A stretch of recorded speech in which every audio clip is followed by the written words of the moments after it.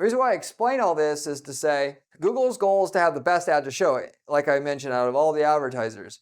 If you have an ad that when somebody types in baseball bats for sale that says baseball bats for sale versus just baseball bats, that ad almost every single time is going to have a higher click-through rate than the ad that just says baseball bats. Therefore, even though Google's system is designed to not really give it what ad should go with what keyword, it's not set up that way. Fundamentally, at the end of the day, once your ads have been running long enough, it may be a month, maybe it's 6 months, maybe it's a year,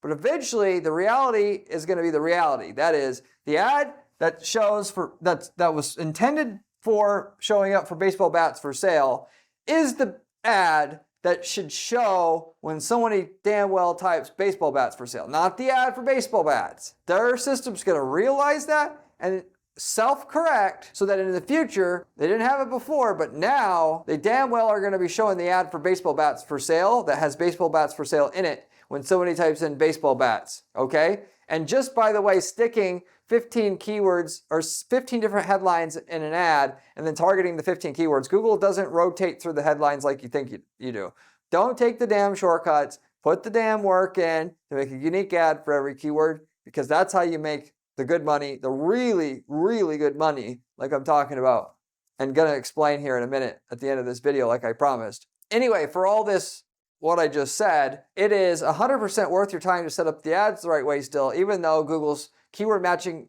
algorithm now is very liberal, because eventually the ad that you have intended to show for a certain person who searches for a certain keyword is going to be the ad that they're going to show for it. It's just going to take some time for the system to realize what you intended for the system to show for that keyword, but it's got to figure it out the hard way, like a teenager has to learn life. You know, you can't tell them, they just have to realize it for themselves.